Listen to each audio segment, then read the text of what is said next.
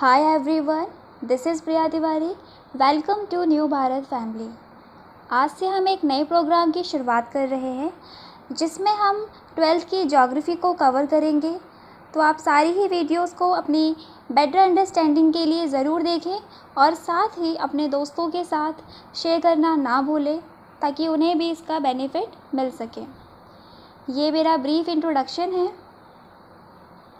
तो आइए शुरू करते हैं. भूगोल या ज्योग्राफी, अगर हम इसके शाब्दिक अर्थ की बात करें तो ये दो शब्दों से मिलकर बनी है, जियो प्लस ग्राफी. जियो का मतलब होता है पृथ्वी और ग्राफी का मतलब होता है वर्णन करना. इस प्रकार भूगोल एक ऐसा विषय है जिसमें पृथ्वी का वर्णन किया जाता है, पृथ्वी से संबंधित तथ्यों का अध्ययन किया जाता है. इसकी मुख्यतः दो शाखाएं हैं, भौतिक भूगोल और मानव भूगोल. मानव भूगोल से अभिप्राय एक भूगोल की उस शाखा से है जो भौतिक पर्यावरण और सामाजिक सांस्कृतिक पर्यावरण के बीच अंतर संबंध का अध्ययन करता है.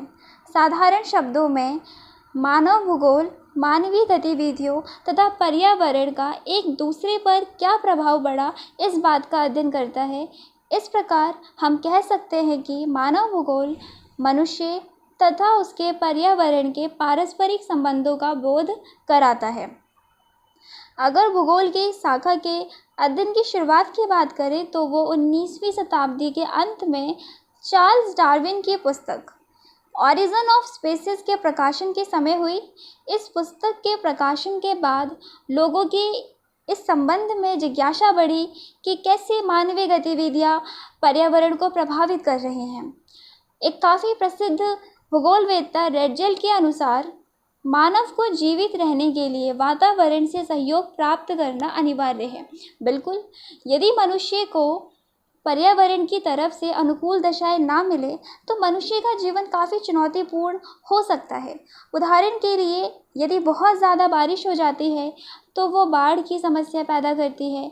इसी प्रकार अगर वर्षा कम होती है तो वो सूखे जैसी समस्या पैदा करती है. इसी प्रकार हमारे लिए अधिक गर्मी अधिक सर्दी भी काफ़ी चिंता का विषय हो जाता है. तो इस प्रकार अगर मनुष्य को वातावरण से अनुकूल दशाएं ना मिले, सहयोग ना मिले तो मानव जीवित नहीं रह पाएगा. रेडजेल इन्हें आधुनिक मानव भूगोल का जनक कहा जाता है और इनकी ये पुस्तक काफ़ी इम्पोर्टेंट है, तो इसे आप याद रखिएगा.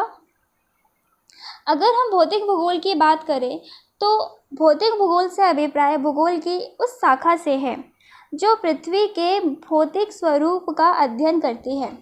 अर्थात इसमें पृथ्वी की जो भौतिक विशेषताएं हैं, पृथ्वी की उत्पत्ति कैसे हुई, उत्पत्ति से लेकर आज तक उसके स्वरूप में क्या परिवर्तन आए हैं, पृथ्वी का स्थल मंडल, जल मंडल, वायुमंडल, इन सारी ही विशेषताओं का अध्ययन भौतिक भूगोल के अंतर्गत हमें देखने को मिलता है. भौतिक भूगोल की उपशाखाओं के तौर पर हम भूविज्ञान, मौसम विज्ञान, जंतु विज्ञान, रसायन विज्ञान आदि का अध्ययन करते हैं. मानव भूगोल के इतिहास की अगर हम बात करें तो मानव भूगोल का उद्भव मनुष्यों और पर्यावरण के बीच बातचीत, अनुकूलन, समायोजन और संशोधन के साथ शुरू होता है.